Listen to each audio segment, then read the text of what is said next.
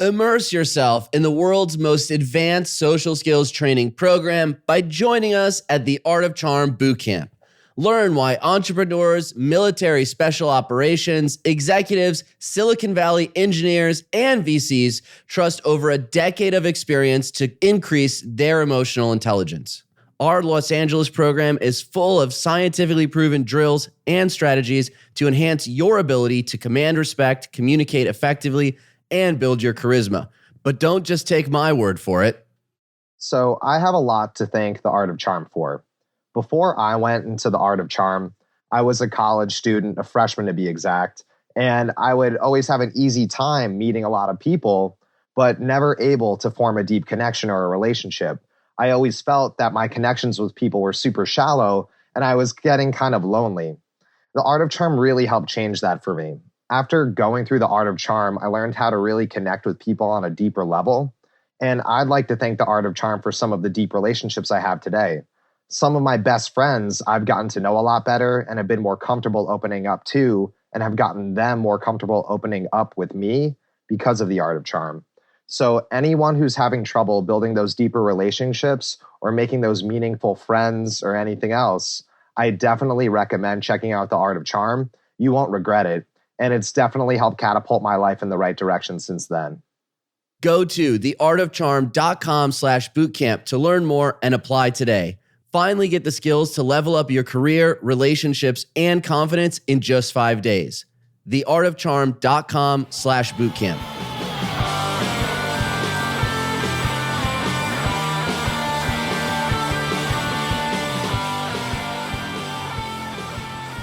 Welcome to the Art of Charm podcast. I'm Johnny. And I'm AJ, and we're glad you joined us here for our weekly show where we share over a decade of coaching experience to teach you the social skills you didn't get in school.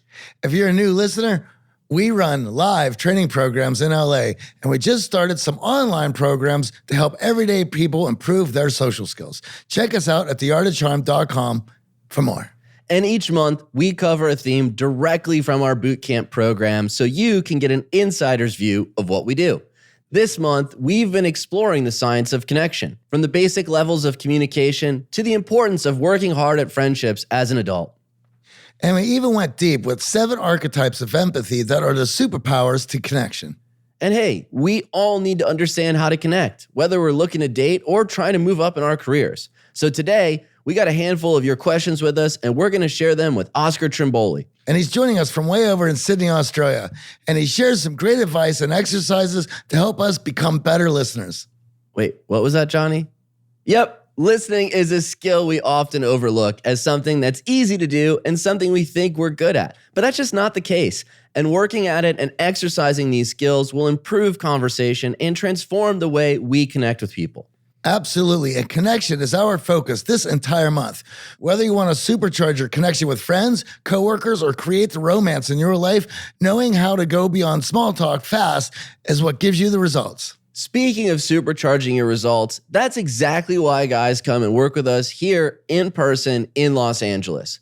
Nothing beats learning in person, and with the on-the-spot feedback and coaching that goes on at bootcamp, when it comes to taking your interpersonal skills to the next level, we got you covered. From teaching you how to build your social sales funnel so you can put that social life on autopilot and always have something to do, to improving your communication at work, to overcoming that approach anxiety and developing conversational confidence, there's a reason why we've helped over 3,000 guys take their social skills to the next level. And all our programs are backed by a 100% satisfaction guarantee, so you can feel confident that this training works. So if you're interested in finally becoming a top performer and you know it's time to take your social skills to the next level, go to theartofcharm.com/bootcamp to learn more. That's theartofcharm.com/bootcamp. We can add another year to that because we're already sold out for 2018, and we would love to see you guys at the beginning of 2019. If you're looking to join us in LA, apply now, theartofcharm.com/bootcamp. All right, let's sharpen those listening skills. This episode is going to be jam-packed with great info about becoming a better listener. Oscar is going to tell us about the 4 villains of listening. Turns out we're all a villain. Which one are you? Listen up to find out. And Oscar's going to teach us the 5 levels of listening, which is a powerful guide to help you turn into an expert communicator. Plus, we're going to answer some of your questions that we've been gathering all month around the science of connection. So stay tuned to learn about the power of your posture, your breath, and a funny upside down triangle that is the key to staying engaged in conversation.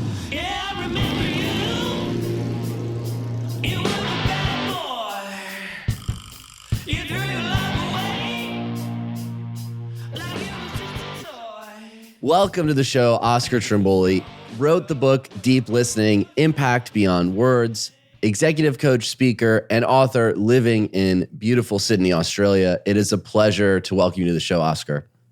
G'day, guys. I have to say, it is perfect timing that we have you on the show because last month we covered emotional bids in great detail and learning how to actually listen on an emotional level. And we got a great number of questions in from our audience, really focusing on the art of listening, how to become a more effective and impactful listener. And I know that some of us listening to the show right now may have even gotten some feedback on their listening or lack thereof, myself included. So I'm excited to dig into the science of listening. And one of the things that really jumped out at us in the book itself was this great insight, how the moment we are born and utter our first primal scream coming out of the womb, we spend the rest of our lives trying to be heard by others, and we don't really spend enough time learning how to listen to others. And I thought that was really insightful. The first part of that is the very first skill you learn in your mother's womb is how to listen. At 25 weeks, you can distinguish your mother's voice, and at 32 weeks, you can distinguish Bon Jovi from Beethoven. Johnny can do that as well. So, for a lot of us, it's our birthright, but we didn't have anybody at school teaching us how to listen. They taught us how to speak. They taught us how to do maths. Yet the skill we spend 55% of our day doing, listening, only 2% of the world has ever been trained in how to do. And, that's one of the things I'm extraordinarily passionate about is being thoughtful, deliberate listeners and creating 100 million deep listeners in the world by 2030. Well, as your eyes and ears here in America, I could tell you that same problem exists here as well. There is no one teaching anyone how to listen. A lot of the letters, the emails that we got last week were people who shared the Emotional Bids episode ecstatically with their partners and with people, and only to hear, well, yeah, because you don't listen to anybody, right? And it was like, wait, I was sharing that with you to let you know that you weren't responding and validating any of my emotional bids. So obviously, there's a lot for everyone to learn from our conversation today. What I think is so fascinating about all of this is we are graded on our ability to listen. So your ability to listening, you get graded in school. And then when you enter the workforce, if you're not listening to your boss, if you're not listening to what the team's needs are, you're not going to fit in and you're going to fall behind and ultimately be let go. So this skill set that we're going to dig into is so impactful in every relationship in our lives.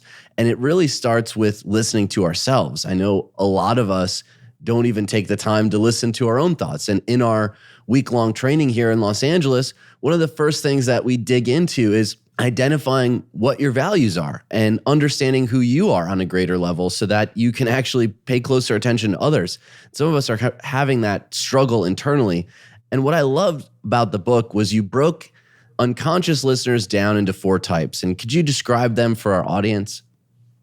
Yeah, I call them the villains of listening, or more importantly, the audiences that I worked with over the time I've developed this content started to say these are the villains, because we have language in maths. We have division, we have multiplication, we have subtraction, we have all this syntax to use, but nobody knows how to describe a listener.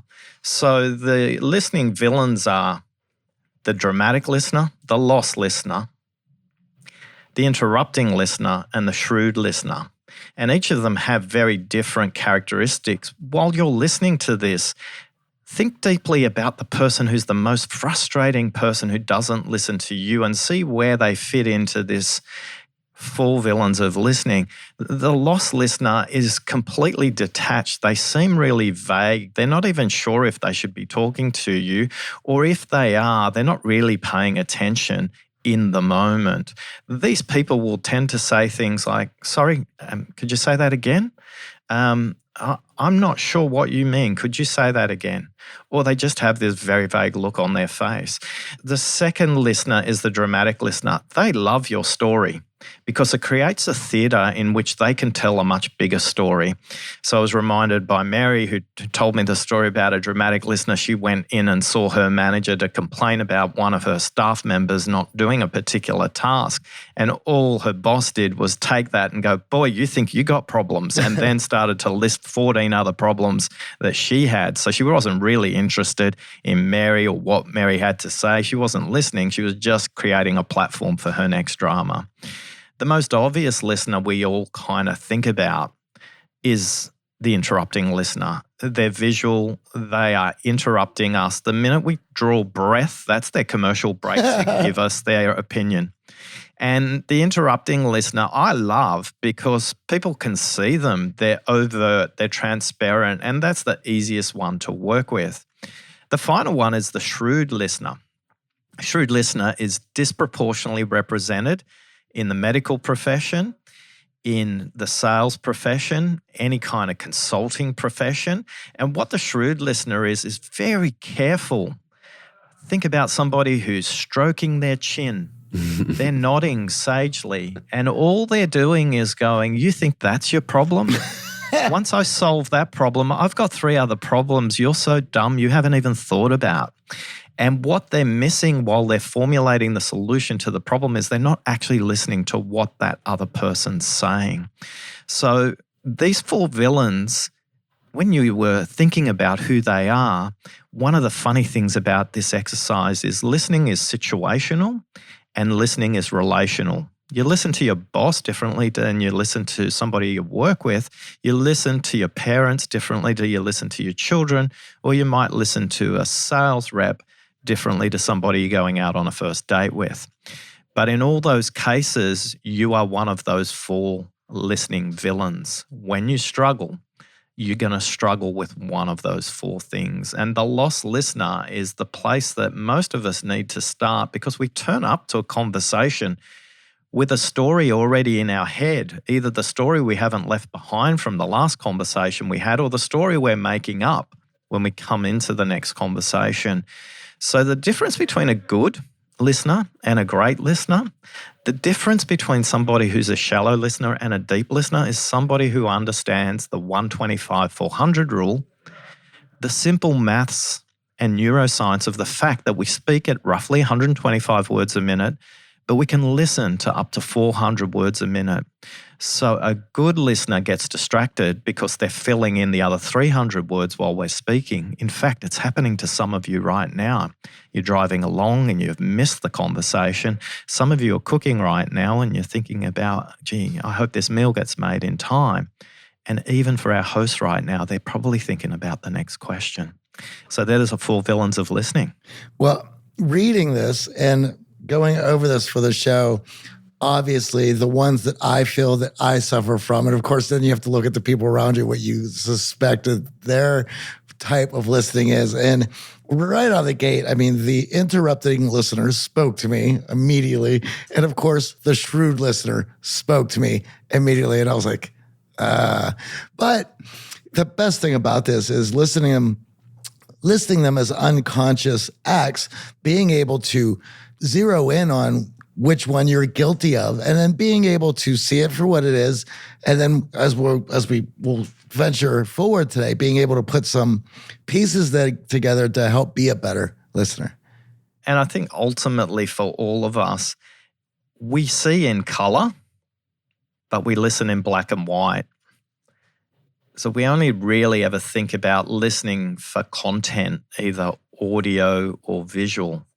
And the 5 levels of listening are helping people understand that listening is so much more than nodding, saying, tell me more about that. That's such a superficial level of listening. It's a great start, but most of us listen in black and white, and I'm trying to teach the world how to listen in color. And what's so interesting about all of this is that situational component that a lot of us don't think about. We like to think we're good listeners all the time, but I can definitely think about the moments where I'm half listening because I don't really need to pay attention to that commercial on TV, or I'm fully intently listening because I want to get this value from my business coach. So when we start to unpack the unconscious behaviors that we have around listening and the fact that it's so situational, sometimes our listening skills are really going to be there and sometimes they're not going to be there. We can actually start to work in this area to improve. And our audience, I know, is listening along to us. So they're excited to learn how to become better listeners. And what you touched on earlier there, the science behind listening, realizing that, yes, we are speaking at 125 words, but our mind's ability to process at 400 words a minute is pretty amazing when we think about it. I thought that number was brilliant. I've seen that before. But the other thing that I was thinking about when he was talking about the situation listening, and coming back to this podcast, right? We're talking about how people listen to this. And I know many friends who listen to podcasts on 2 times the speed, 3, and I'm like, how are you able to review concepts and look at things from different perspectives if you're just plowing through content at such a rate? Yeah, one of the things I say to people is treat silence like it's another word. Listen fully and completely to silence and treat it respectfully like it is a word rather than a space to interrupt. Just by the way, on the 2 times speed, you can listen to up to 3 times speed. So particularly blind people can listen at a much faster speed than sighted people because they've already figured out how to process quicker. Sure. But as long as you can understand the inclinations in the voice, you can move your speed up. So the wonderful thing about the 2x speed in podcasting, it proves the 125-400 rule. And I know a couple of blind people who have full comprehension at 300 words a minute. So listening, because we haven't been taught, provides such a huge cognitive load when we go through the process of trying to understand deeply. And here's 2 really simple hacks to think about from your body's perspective. And the third tip is so practical, you're just going to hit your forehead. So tip number 1, in 1993 in Canada, and this research has been replicated in the US, Germany, and the Netherlands over decades since, the deeper you breathe, the deeper you listen. And the science is really simple because it's such a cognitive load for your mind. Getting more oxygen to the brain helps you to listen better. There's less distraction. And I know you guys teach this and have had other brilliant guests on that talk to this much better. But it's a simple fact of holding your breath a little bit longer. So for me, it's not you taking and sitting down and moving into a yoga position before you start to listen to people. For me, it's as simple as from the time I step into a building lobby to the time I get to the lift, I become completely conscious of my breathing. And as a result, that starts to block out other distracting thoughts in my head. So tip number 1, the deeper you breathe, the deeper you listen. You only have to hold it for 5 seconds longer to help the brain create the rinse cycle that is the washing machine before listening. The second tip is a hydrated brain is a more effective brain. So for a lot of us, we might start the morning with coffee, and that's great. Personally, I don't. But if you can drink 2 liters of water a day, your brain's going to be able to process more effectively because the fluids that transmit sugars to the brain get there quicker. So tip number 1, breathe deeper. Tip number 2, drink water. The final tip seems really obvious. It's so obvious that people don't do it. Announce to your guest that you are switching off your phone and put it in your bag or in your waistcoat pocket or wherever it needs to be. But by announcing that intention, straight away they go, I cannot believe that someone's going to do that for me. What an act of sheer generosity to give me your complete attention. Now, I challenge everybody who's listening right now.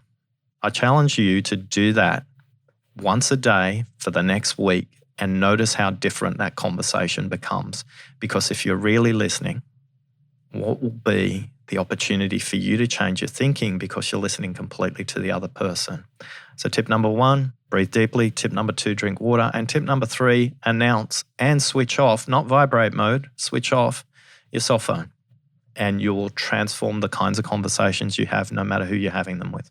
I love that. And I cannot wait to experiment with that. And I'm automatically thinking about a particular conversation that I have to have this evening that I'm going to use that. And I think we rail on social media and technology a lot, but there is obviously a reason for it.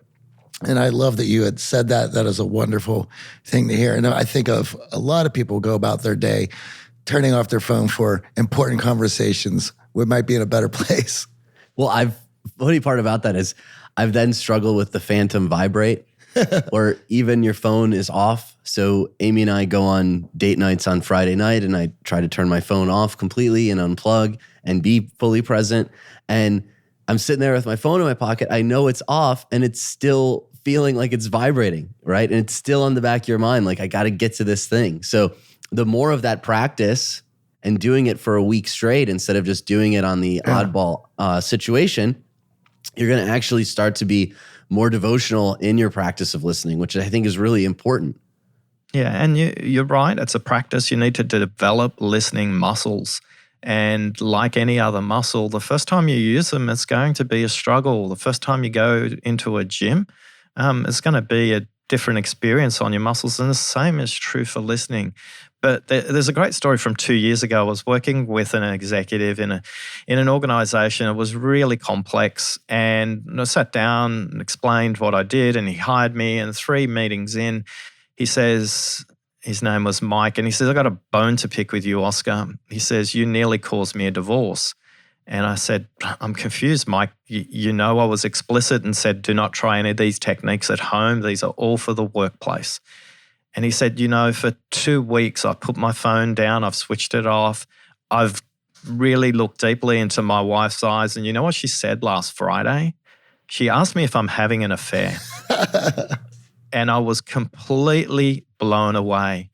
And I paused. I waited for a bit of silence like you taught me. And he said, lovely question, I'm curious what's caused you to change your perspective? And she said, you've never paid me this much attention. You must be cheating on me. And he knows from that point on, not only their marriage is transformed, but also the way they interact with their children has transformed, because from the time they get home, that both parents get home with the children, to the time they finish dinner, it's a completely device-free zone. And that's changed the dynamic in the family. So sometimes teaching people how to listen has some unintended consequences, as it did for Mike, but a happy ending in that case. It's funny how we build up these habits in our communication as well with the people around us, and they come to expect certain things. And all of a sudden you're working on improving, you're turning towards emotional bids, and the other person's like, well, wait a second here. You're paying too close attention to me. Something's off. We got a great question here from a listener, Thomas. He's going to be chiming in here. Hey, AJ and Johnny. This is Thomas from Austria. Here's a problem I'm often facing when somebody tells me about a tricky situation they're in. After a few moments, my mind simply wanders off and I start thinking through all the possible scenarios of how I would react in such a situation. So I do listen to the other person, but at the same time, I'm thinking of a ton of other things. Any advice on how I can be more present and engaged in a conversation? Great question, Thomas from Austria, not to be confused with Australia. So that's terrific. I think that we want to do 2 things. When we go to school, we're actually taught to look for similarities rather than look for differences, particularly in conversations. So one of the things I would encourage you to do is just give yourself over completely to the dialogue, not try and form an opinion. And a simple technique to do this is to listen for patterns rather than just the words. So are they always speaking in the past? Are they always speaking in the future? Are they speaking about themselves individually? Or are they speaking about groups? Are they speaking about positive, negative? Are they speaking about things in patterns? If you start to listen not only for the words they're saying, but the patterns, that will put another 100 words for you to start to think about while you're listening, and you won't become distracted. So the intention you want to walk in with, Thomas, is not only what are they saying, but what are the patterns in what they're saying? And then a simple question you can pose to them sometimes, don't do it all the time or you come across as a bit of a shrewd listener, is I've noticed some patterns in what you've just said, and just pause, because a lot of times they'll say what the pattern is and that'll be different to the pattern you even notice. Then offer them the opportunity to say, do you mind if I share the pattern I noticed? And all of a sudden, your dialogue takes a completely different path, because it's not only about what's being said that matters, it's also about exploring what's unsaid. And if you can start to explore the unsaid, you'll get less distracted. Don't forget the 3 tips we already talked about. The deeper you breathe, the deeper you listen, drink some water and switch off that cell phone. I love that. One of the things that we do in program, everyone who comes through has to fill out a form of why they're there and what they want to work on and what they feel that their issues and challenges are. And that gives us some insight before they come in. But even though we have that information, we still want to hear it from their mouths when they're sitting on that couch, because the language that they use in that situation tells us a lot about how they view the situation and where they're at at that time. Yeah, and really powerful leaders in commerce or really powerful listeners in politics listen to what's unsaid. And you only have to look to your 2016 election to see someone who paid attention to the voices that weren't being heard and harnessing the power of that. And it's so fascinating how when we have this extra 275 words to play with here, how if we can put our focus on the right things, looking for patterns, like you said, we can actually dedicate more resources to the listening instead of allowing those distractions to easily catch our, side glance, and all of a sudden we're losing control of the situation. I think what we find time and time again is we're always in search of these patterns, and then we're trying to become more empathetic and think about ways that we can relate to people. And oftentimes in that forcing of patterns and thinking about these different ways, it's very easy for us to get off course and not be paying full attention to the person we're talking to. Yeah, and that's the thing about listening to yourself. Chinese have a character to describe 2 words, to listen. So they make listening a very active action, not a passive hearing. And if you decompose the characters of Ting, to are physical, to hear, and to see. But then there are other components. The component of focus, the component of feeling, and the component of heart. So for them, listening is a 5-dimensional action rather than a passive act of hearing. So for all of us, is our heart in the conversation or just our head?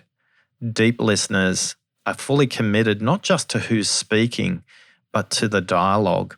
Again, I'd say one of the distinctions between good listeners and great listeners, between shallow listeners and deep listeners listen to the dialogue, not just the person talking.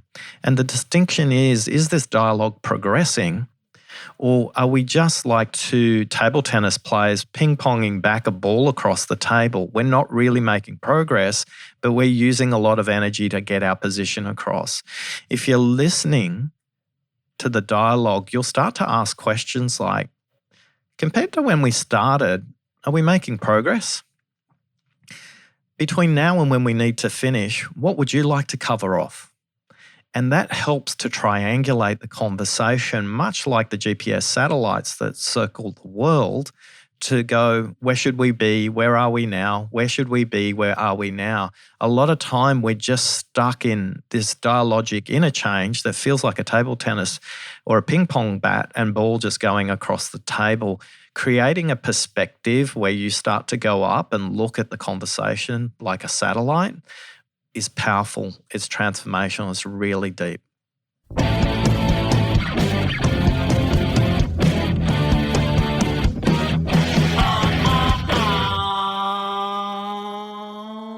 Between the art of charm and my music, I'm always traveling, which means I'm constantly using luggage. Luggage that falls apart or just doesn't suit my travel needs. But we just found out about the perfect luggage. It's called Away. Away uses high quality materials while offering a much lower price compared to other brands by cutting out the middleman and selling directly to you. Choose from a variety of colors and 4 sizes: the carry-on, the bigger carry-on, the medium, or the large for extended stays. And get this, all suitcases are made from premium German polycarbonate. You know we love our Germans. Unrivaled in strength and impact resistance, all while being very lightweight. They even include a removable washable laundry bag that keeps those dirty clothes separate from the clean ones. It also comes with a lifetime warranty, so if anything breaks, they'll replace it and fix it for life. I love their 100-day trial. Live with it, vibe with it, travel with it, even Instagram it. If at any point you decide it's not for you, return it for a full refund. No questions asked. Carry-on sizes that are compliant with all major US airlines while maximizing that amount you can pack. Well, I know that when I travel, I can easily get frustrated. And the thing that I love about Away is you can beat the hell out of it, and it is solid and sturdy, and it takes it. Yeah, I've actually seen you drop kick some luggage in New Orleans, so I can attest that Away holds up to all the beatings Johnny gives it. For $20 off a suitcase, visit awaytravel.com/charm and use promo code CHARM during checkout. Again, for $20 off a suitcase, visit awaytravel.com/charm and use our promo code CHARM during checkout. Once an attorney in New York City, Linda transformed her hobby of locating hard-to-find items into a thriving luxury consignment company called Linda's Stuff.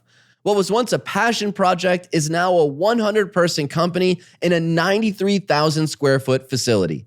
As a company specializing in high-end, previously owned goods, reputation is everything. Integrity and trust are a critical part of how this company operates. From day one, Linda has counted on PayPal to help her customers' confidence and protect her business from fraud, even when selling internationally. She's counted on PayPal every step of the way.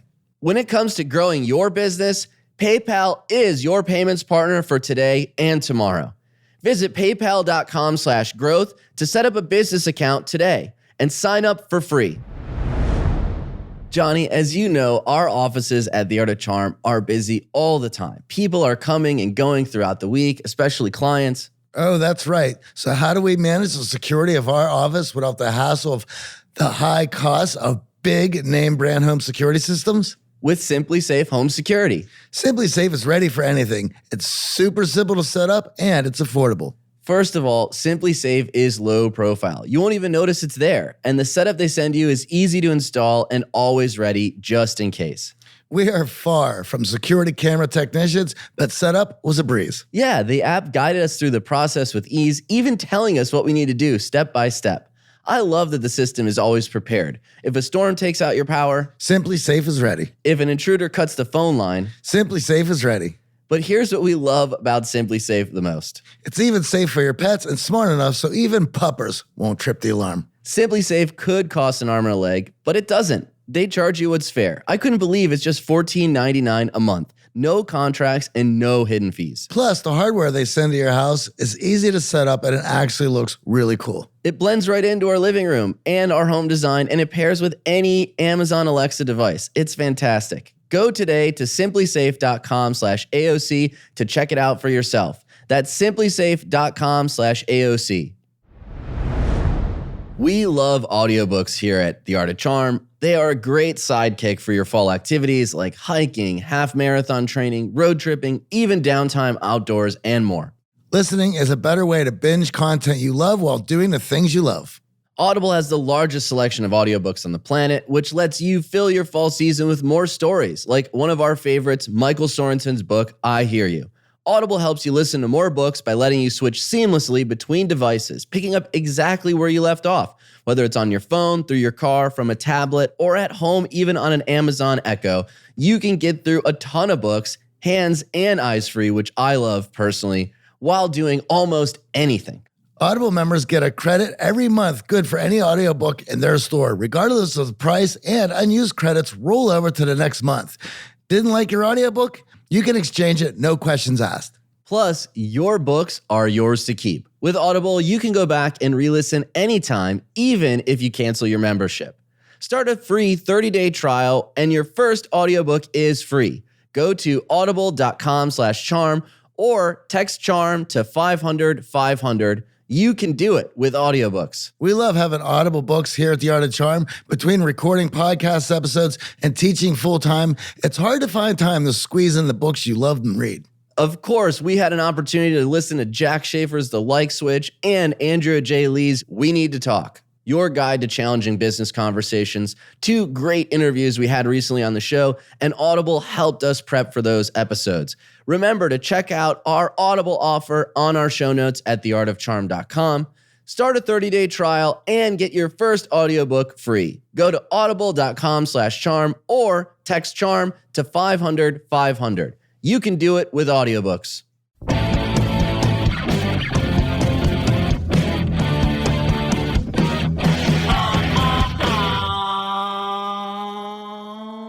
Next, we have a very interesting question from Danielle in Colombia.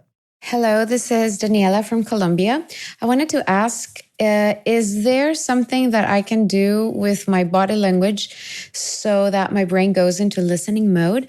And also, what are some ways to show the other person or who I'm talking to that I'm really listening? Great question. What the research says way back from the 1950s, even up until today, is the person speaking believes that visual cues are a better indication of listening than paraphrasing, as an example, or summarizing. So, number one, sit at body language. Sit at body level when you're speaking to someone. We saw an atrocious example of this recently when we saw Serena Williams at the US Open at Flushing Meadow. Now, for those of you who hadn't had an opportunity to see what happened, she had a chance to become the greatest of all time by winning the US Open. There was an issue where she was being coached and the chair umpire called her out. The chair umpire issued her a warning, and Serena Williams came up to the chair umpire to ask for an explanation. Now, both are right and both are wrong. But it was a really poor listening environment because the chair umpire stayed in their chair and, like a parent looking down on a child, looked down on Serena Williams. And that body language and that body position created distrust straight away that Serena felt she wasn't being listened to. So make sure your eye contact is actually at eye level. Sounds super basic, but you'd be surprised how many people do it. The second thing is keep your feet flat on the floor to create a sense of centeredness to help improve your breathing. Keep both hands on the table if you're in that kind of an environment. Or if you're in a mixer or you're in an environment where you might be enjoying a wine or a beverage, feel free to make sure that your glass is at their glass level, which will help your eye contact be at their eye level. And the reason eye levels are really important, it just aligns your ears to theirs and it makes it much easier for you to listen. The same is true for children. If you're listening to this and you've got children and you travel a lot for your work, if you call your children, don't call them standing up. Make sure you're sitting at their eye level, whatever height they would be. So if you're in a hotel room, you might need to sit on the bed or kneel down. Some people might need to sit cross-legged. So your body position is a really clear cue and indicator to the other person that you're listening. Face front on, have eye contact as close to eye level for both parties as possible. And that will be a huge signal based on the research about they will feel you listen better, Danielle. It is great to see such simple things having such a large impact on something such as listening, or even being able to feel, for others to feel good that you're listening. Certain things like having closed off body language we talk about all the time in classes, and how a lot of people's unconscious body language of something that they do that allows them to feel comfortable puts other people at a position where they don't feel they're being heard because the person they're speaking to is closed off, has their arms folded, or how that closed off body language even puts them in a position when they're in a social environment of closing themselves off to hearing the emotional content and atmosphere of the room. And we've just seen a great example of this. And right now, we can't see each other and we are struggling because we can't make eye contact. It's a primal human requirement because eye contact is the first trust indicator. If I can't see anything in your hands, I know you're not going to kill me. And if you're not going to kill me, then I probably want to have a conversation with you right now. So again, for people in business, one of the things I would say, whenever you've got an opportunity, use FaceTime or use a webinar or Zoom or any of those tools that allow you, Skype, to allow you to not only speak audio, but also visual. As our world becomes smaller, it becomes more disconnected rather than more connected because these technologies are breaking down some of the more important assets that we require to listen better.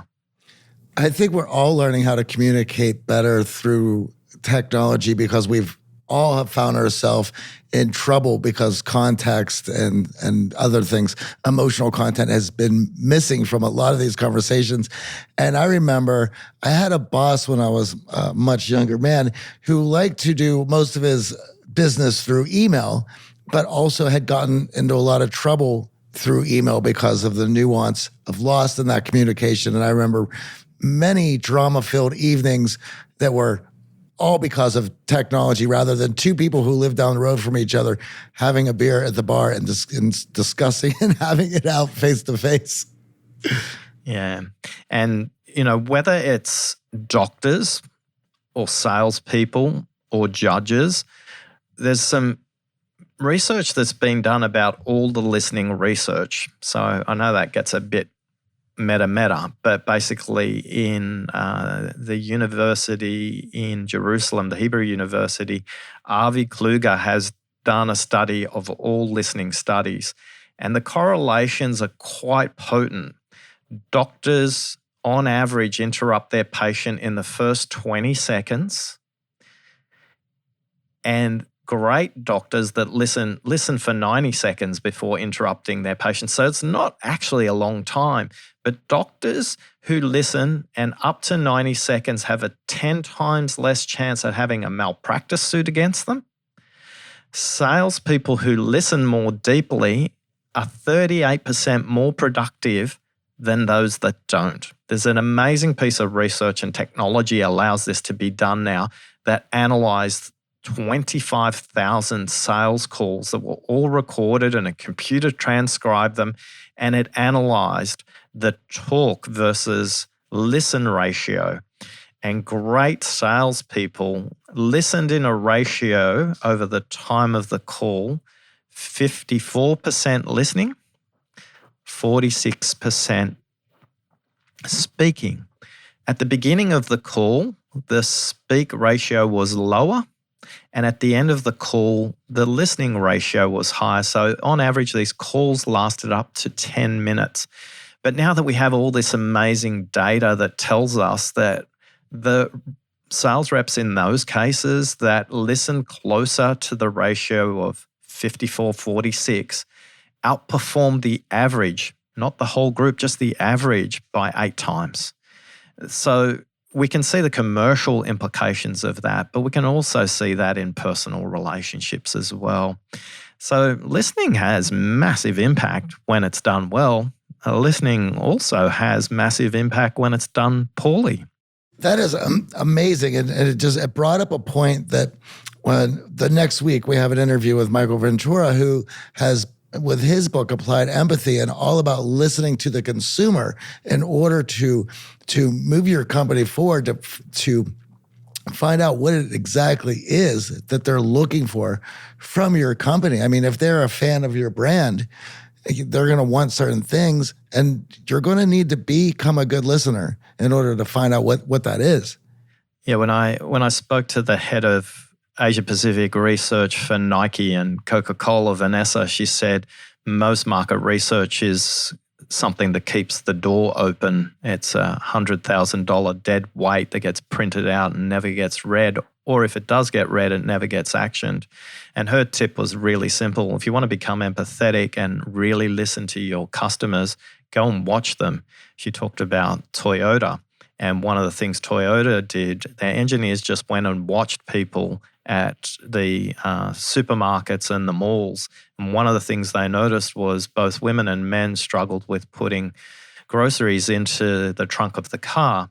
And that's because there was a lip across the boot of a Toyota. Now you'll notice in more modern versions of Toyotas, it's actually flat because it makes it easier to load the groceries in. But they only learned that by watching. And watching is a great form of listening. One of our listeners has a question when interrupting too much. Alex asks, I'd love to ask if you have any tips on making the other person more comfortable in conversation. I sometimes feel like when I'm talking to someone, they already try to think of something ahead of time. I want to know that this is not a competition about the smartest comment, but that it's about two people listening to each other. Do you have any advice on how I could do that? Yeah, Alex, great question. Think about treating silence as you would another word. Give it the respect it deserves. The pause will allow both minds to catch up in the conversation. For a lot of us, we don't treat the pause with reverence. If you go to Korea or Japan or China, you'll notice that silence is a really important part of the dialogue because it allows both parties to reflect and progress. In the West, it's not honored. In the West, listening to the silence is something we think we need to fill. So number one, be comfortable with the silence. And then the other thing is just be comfortable in asking simple questions like, are you getting what you need out of this conversation? It doesn't matter what you're talking about. Doesn't matter what point the debate's at. Doesn't matter where you are in a relationship. Halfway through a conversation, if you feel like it's off track for you or them, simply ask them that question. Are you getting what you need out of this conversation? I love that you mentioned that about here in the West, how people tend to feel that they need to fill that space. We see it in our classrooms all the time where if there is that uncomfortable silence, we see the party freaking out a bit. And then, of course, when trying to fill it, digs a bigger hole for themselves. And we've always said that it's a very masculine thing. It's a moving forward thing about learning how to feel comfortable in that silence and allowing that the interaction to breathe. And I know for myself, when given the opportunity to relax, to think about what I'm going to say, I feel better. The conversation moves better. And it's something that all of us should learn to get more comfortable with. And this idea around awkward silence, right? It's exactly. labeled as awkward, so everyone wants to fill it. When actually the best speakers use silence to their advantage. Those pauses can be very helpful to allow both parties, as you said, to catch up to the conversation instead of racing to interject that next item. Even in music, when it comes to laying your solo on the song in the studio, everyone who wants to make this song work knows it's not about the notes that you play, it's about the notes that you don't play. I love that. The notes that you don't play. Chris wants to know, would love to hear your thoughts on how to actively listen when networking. Often I find it hard to focus on the conversation when I'm trying to think of talking points simultaneously. Sounds a bit like he's really concerned about pitching himself and looking the part in front of these people. And when we get so hung up on the words that we're going to say, it can be very difficult to follow along. The great thing about it being at a networking event, it's always organized around content. You might be going to a social media conference. You might be going to the librarian conference. You might be going to the Mums About to Have Twins conference.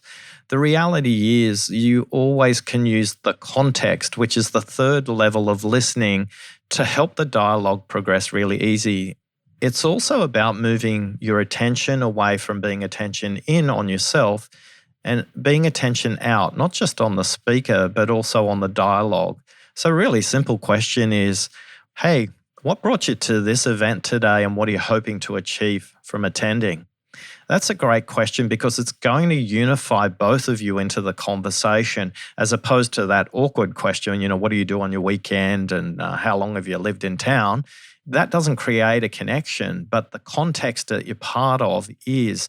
So learning to ask really simple what and how based questions around the context in which you operate in at a networking event will make you sound like somebody they want to listen to, as well as you wanting to listen to what their answer is. And we need to realize that questions are actually impactful in this setting. Most of us try to prepare our perfect pitch and what we're going to say in the elevator and how we're going to prepare so that we sound amazing. And we leave out the fact that everyone wants to talk. Everyone wants to share. So if we can use questions, especially as an introvert, someone who struggles to feel comfortable in those settings, using questions can be a really powerful way to get the audience engaged and allow them to feel great around you because they get a chance to talk about their favorite topic, which is themselves. No one ever has a shortage of stories to tell about themselves, but what they worry about is, are those stories selfish or serving? And again, if your questions can create the context for that to land in, it's the difference between dropping seeds into fertile ground or dropping seeds into cement. One's going to flourish and one's not. So dropping seeds into a fertile ground, it means the dialogue will expand. Equally, that question that I posed, what brings you to this event and what do you want to achieve? If you're in a group of 3 or 4 standing in a circle, as we do at these events, it's going to draw everybody else into the conversation as well. So that question is not just designed for who you're speaking to, but it's also designed to help the other people listen to the conversation rather than to tune out. Now, when we think of listening, we often hear the word active listening. I need to be an active listener. And in the book, you break it down into 5 levels of listening. And I'd love to unpack those for the audience because they really are powerful. And as I started to make my way through them, I realized that these are some of the concepts that a lot of us struggle with. So the 5 levels of listening are listening to yourself, listening to the content, listening for the context, listening for the meaning, and listening for what's unsaid. These are the 5 levels of listening. I've undertaken a piece of research over the last 6 months. I've researched 1,462 people. And what the data tells me consistently is most people only listen to the content. 86% of people watch and listen to a dialogue. So 86% of people listen at the level of level 2, which is listening to the content. That's okay, but that's also my point. Most of us listen in black and white rather than listening in color. So the first level of listening is listening to yourself. And those 3 tips that I provided earlier are going to help you understand how to create a surface area where you can receive dialogue. If you breathe deeply, if you drink water, and if you switch off your cell phone, you'll be in a place where you can actually hear what the other person's saying. Unfortunately, a lot of us turn up to the dialogue like we've got our iPhone earbuds in and we're hearing a conversation in our own head. We're not even available to the other person. They don't know there's a movie going on in our head called Cliffhanger or The Greatest Disaster or Survivor. These are all things that might be going through our head from the last conversation or the next conversation. So being completely present in the conversation that you're in is about your attention being out rather than being in. For most people, they hear these terms active listening, and most literature in this space is written around level 2 listening. How to watch for body language, how to listen, how to paraphrase, how to summarize, how to ask some questions. And that's great. It's a great starting point for all of us. Level 3 listening for the context. One of the most powerful questions we can always ask is, sometimes we turn up to a conversation and we feel like we've joined a movie about halfway through. We don't know who the characters are, how they developed. We don't really know the backstory. And in coming into the conversation so far down the track, we're confused and we're trying to fill in the gaps. Who's this character and what are they doing? And are they the good guys or the bad guys? A simple question would be, hey, could we just go back? Could you just take me back to the beginning of this story and where this all started? There's a simple example of a what question. And in doing that, getting the backstory starts to create a more relevant context for the conversation. One of the jobs of a great listener is to help the speaker explain what they're trying to say in a way that can be heard rather than how they think about it. So level 3, listening for the context, is also listening for patterns. One of the patterns you'll notice, some people will always talk about themselves, or some people will always talk about their families. Some people will always talk about weekends or work days. Some people will talk about holidays or work. So just simply noticing some of those patterns will help you. Some people talk in pictures, stories, metaphors, and analogies. And some people speak sequentially, logically. They talk about things that are very evidence-based. So if you can listen at that level, you can start to dialogue in a way that's empathetic to them. The most powerful listening level, I believe, is level 4, listening for what's unsaid. That's about exploring the other 300 words in the speaker's mind that they haven't said because they're blocked by the 125-400 rule. They'd love to be able to speak at 400 words a minute so they can get everything out. And then finally, listening for meaning. This is brought home to me by a story 2 years ago. I was working with a company. We were working with the leadership team, and I asked them to explain if our company that we were working with was an animal, what kind of animal would it be? And the men in the room described it as an eagle or an osprey, and they're all amazing flying birds of prey. And then there was one person who didn't speak. And before we moved on, I turned to Ellen and I said, Ellen, I noticed you haven't spoken yet. And she's a card-carrying member of the introvert community. And by the way, for the public speakers out there, whenever you ask people at an event to put their hands up, the introverts are not going to put their hands up. So that's the easiest way to figure out what your audience mix is like. And I came back to Ellen and I said, I'm curious what you're thinking right now. And she said, our company is like a snake. And you could hear a pin drop because you had everybody describing eagles and osprey and all these amazing flying, elegant creatures. And she described the company as a snake. And I said, tell me more. And she said, we are a snake. Every season we shed our skin and we evolve into something different every season because we serve our customers. Our ability to change is our most amazing asset. Don't you all see that? And all of a sudden you could hear the breathing of the room come out. And everybody just went, yeah, we do. We adapt. We're really good at that. And that's why our customers buy us. And as a result, their product code names are all named after snakes. They have little beanie, soft toy snakes that go around the office, and they have snakes included in their sales presentations. And that simple statement of listening to what was unsaid but explaining what it meant completely transformed that company. They were going at a revenue growth rate of 20%. And they knew they had more in them. And for the next 2 years, which is where we're up to today, they grew 50% last year and they're on track to grow 80% this year, all because we listened to somebody who wouldn't normally be heard and explain the meaning behind a snake. There's so many amazing points in that story. And the one that stuck out to me most is when you are drinking water, you're turning off your phone, you're able to breathe, then you can work through this. For instance, at the point where she didn't speak, rather than anyone just going to be presumptuous and assuming something about how she felt or what was going on, they decided to ask her and let her articulate her full story and stance, because she, at any point, she could have been cut off. First of all, to even have her speak up, because they could have just interjected, put something there.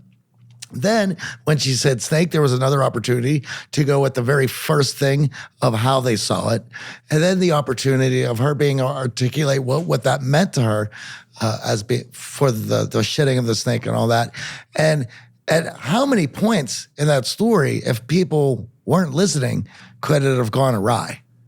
The last question we got here is from Twitter. Jack Griffin asks, when it comes to listening in conversation, I sometimes find myself trying to interject while the other person is speaking. What are some tips or ways to at least remember to just let the other person speak without trying to get my opinion in as well? Great question. So create an inverted triangle from the eyebrows to the chin and keep your eyes in that zone. Watch their lips, but watch their eyes and keep your watch in that zone. And when they have finished speaking, rather than jumping in, just hold that triangle for 3 seconds longer. Quite often you'll find that they want to say more, but because you've interrupted them, they can't. Distracting yourself by looking at this inverted triangle between your eyebrows and your chin will keep you on track and give you a simple practical exercise to do while you're listening to them and filling in those extra 275 words. I love that in order to become a better listener, we have to find smarter ways to distract ourselves so that we can stay focused on the words, the context, and those things that are unsaid, as well as the deeper meaning. Thank you so much for joining us today, Oscar. It was a real pleasure. We had a lot of fun chatting.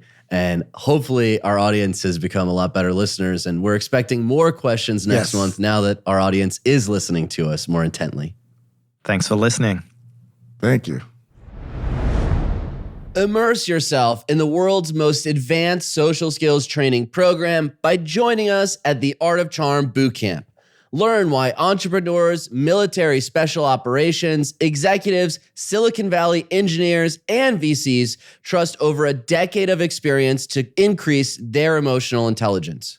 Our Los Angeles program is full of scientifically proven drills and strategies to enhance your ability to command respect, communicate effectively, and build your charisma.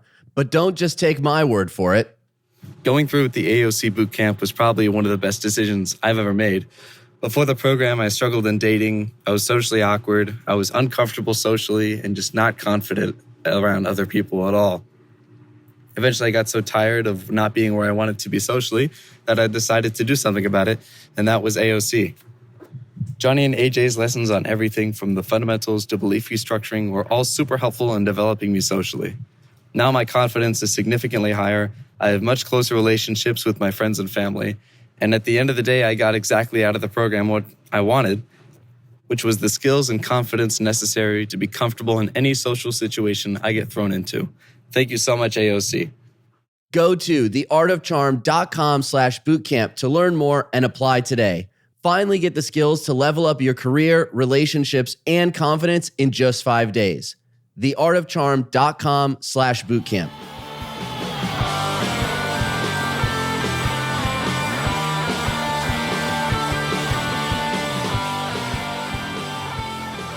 Wow, so much useful information packed into that episode with Oscar Trimboli. Johnny, what stuck out for you?